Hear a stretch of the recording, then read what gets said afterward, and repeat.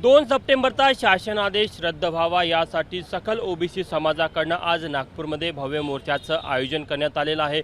यशवंत स्टेडियममधून सुरू होणारा हा मोर्चा संविधान चौकामध्ये येणार आहे आणि पुढे मोर्चाचं स्वरूप हे महासभेमध्ये करण्यात येणार आहे। आपण बघू शकतो की सभेचं जे व्यासपीठ आहे संविधान चौकामध्ये ते तयार होऊन सज्ज आहे आणि सकल ओबीसी समाजाचा जो मोर्चा आहे तो खाली काळ्या अक्षरामध्ये देखील त्यांनी लिहिलेला आहे की 2 सप्टेंबरचा जो काळा जिहार आहे तो रद्द झाला पाहिजे अशा प्रकारचा मजकूर देखील आहे। म्हणजे एकमेव आजच्या सकल ओबीसी मोर्चाच्या माध्यमातून ओबीसी समाजाची मागणी आहे आणि त्या मागणीला घेऊन जर का आपण बघितलं तर एक शासन आदेशाची जी 2 सप्टेंबरच्या शासन आदेशाची कॉपी देखील आपल्याला तिथे पाहायला मिळतात। त्यावर देखील असा क्रॉस करण्यात आलेला आहे आणि हा जिहार रद्द व्हावा अशी देखील मागणी या माध्यमातून करण्यात आलेली आहे। काही या मोर्चात सहभागी होणारे मोर्चेकरी आहे। काय मागणी आहे तुमची आणि का वाटतं तुम्हाला की 2 सप्टेंबरच्या शासन आदेशाने ओबीसी समाजाच्या आरक्षणाला धक्का बसेल? ज्याप्रमाणे जरांगे साहेबांच्या नेतृत्वामध्ये मराठ्यांनी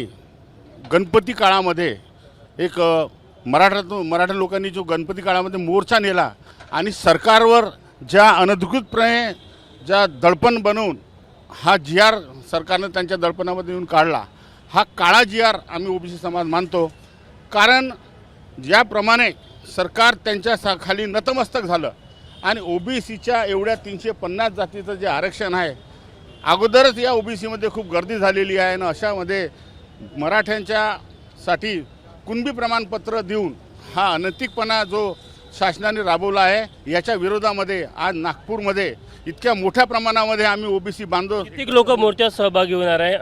1 लाखाच्या वर मोर्चात सहभागी होणार आहे।